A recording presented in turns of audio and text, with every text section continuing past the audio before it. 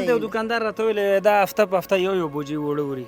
نه قسم دی بچیا 2 کالو کې نه عمري دا چې زه راغلی ما یوه بوجي اخیستې کور ته کله مې د 100 روپۍ مې همدغه هلک نه راوړي دي 100 روپۍ مې راوړي د 80 مې راوړي د 100 مې راوړي د 200 مې راوړي. السلام علیکم ورحمت الله. نن یو داسې برنامې څخه تاسو خبروم چې هغه باندې طبعا ته به خوشحاله یې. هغه کومه برنامه ده؟ قمر کور په کور باندې برنامه. دا هغه برنامه ده چې په کوم ولایت کې موږ نه داسې غریب او غربه پاتې یو کونډې یتیمان چې هغوی ته زموږ فکر نه وي شوی، هغې وضعیت اقتصادي بیخي صفر سره ضرب وي، موږ ځو په هغه کلي یا کور کې پوښتنه کوو، نو بیا د دغه کور ته موږ ورځو، خوراکي مواد ورته وروړو.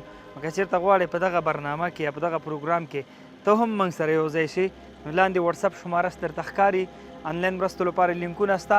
راځئ موږ سره په دې برنامه کې یو ځای شي. انشاءالله ستاسو دا مرسته موږ غواړو دغه غریب بیچاره او غربو ته د هغوی کورونو ته ورسو.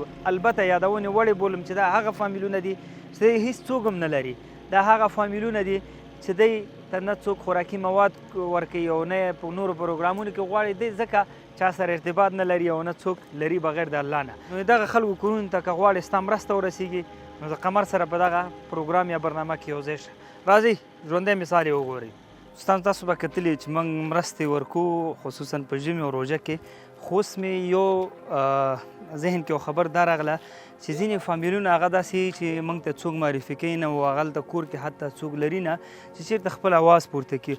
خو اوس مې داسې یو پلان نیولی دی چې زه اکثره کلو بانډو ته لاړ شم، هغلته پوښتنه وکړم چې بیا ماته څوک هلته پکې غریب او غربه معرفي کړي، هغې کور ته موږ خوراکي مواد ویسو او ورته کېږدو.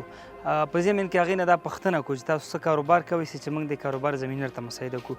نو اوس راغلي یاستو یو فامیل ته یو مورکۍ ده او فکر کوم ماشومان یتیمان ورته په غاړې دي.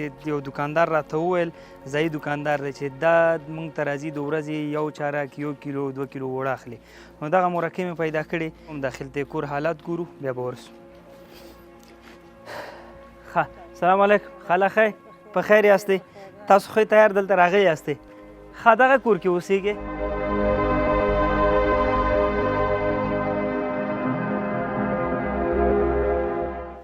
ښه د قمر کور په کور پروګرام کې لومړنی کور د خاله شو چې موږ دلته راغلي یو. خاله دا کور د خپل دی؟ نه بچیا دا کرایي ده. کرایي دی؟ ښه دا هم ډېر په بد حال دی. څو روپۍ کرایه ورکوې؟ 2.5 زره 2.5 زره ورکوم دې کور کرا. برق نه لرم. برق نشته په دې؟ نه برق دا نشته. ګرمي کې دی څه کوئ؟ همدغسې پراته د خدای هیلې ته برق مرق نشته، څه هم نشته، قرار ورته ناست یو. ورځ همدغسې نور ته ناست یو د شپې. څو مسیان څو بچیان دي؟ مسیان مې مال د خدای 6 دي او بچیان مې خپل 6 دي. یوه لور را سره د هغه هم دغلته پرته ده، دغه کوټه د هغې د هغه کوټه زما، هغه هم په تا تاوان دی؟ هغه هم په ما تاوان. ته څه کار کوې مور؟ هېڅ شی هم نه، قراره ناست یم د خدای. دلته یو دکاندار راته ویل دا هفته په هفته یو بوجي وړه وړي. نه قسم دی بچیا یو بوجي غیر یو وخت کې هغه هم پروسه کال و که بل کال و او دغه ټوکن یې ورکړی، هغه ځای کې مې یو وارې اخیستې دي. او زه چې راغلی 2 کالو کې یو بوجي وړه ته وړي؟ 2 کالو کې نه عمري دا چې زه راغلی ما یوه بوجي اخیستې، همدغه یو وارې مې دا هغلته نو څونه وړه راخلې کور ته؟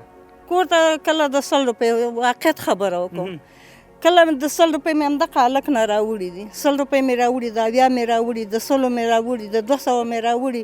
مجبوریت دی. اوس دغه مجبوریت په خاطر باندې دغه خپل مقصد د خپل مسیان او خپل بچیان د ولږې نه ساتم. اوس لپاره کور کې څه ضرورت لري؟ اوس دپاره هېڅ هم نه لرم. همدا اوس هم نه وړه لرم، نه چای لرم، نه بوره لرم، غیر د الله د دیدار نه نور هېڅ هم نشته. بس هغه کافي ده؟ هغه کافي ده. چای، وړه، بوره، غوړي دته ضرورت دی؟ راځه مور، راځه مور. مورکۍ دا د وړه، دا د غوړي، هغه د چای، بوره، لوبیا، دا مالګه دی. خدای دې عمر درکړي، الله دې خوشحاله او خوشوخته لره، الله دې هغې دنیا کې تاسو ته عزتمنه شي. انشاءالله چې موږ کله هم څه درلودل ته به زموږ سره لیس کړي. صحیح ده؟ خدای دې خوشحاله لره. دغه هلک ته ما ټول حالات دې ته معلوم دی ځکه چې ما شکایت دی. بس انشاءالله موږ به همیش درځو، دا د کور ته نه بس. صحیح ده؟ بس دوستان دغه حل دی. نو دا مورکۍ وایي چې په خدای قسم وایي ټول عمر کې مې بوجۍ وړه په سترګو لیدلې نه دي. وایي دلته لغمان کې چې زه اوسېږم دا مې یو ځل مې یو بوجۍ وړه وړي، نور د 80 روپیو 100 روپیو وړه. نو که چېرته تاسو غواړئ دغسې خلکو هغه فریاد واورئ او د دې ته فقط کم در کمه د یو میاشت لپاره یو څه برابر کړئ نو قمر بنسټ سره یو ځای شي. الله مو خوشحاله لره. السلام علیکم.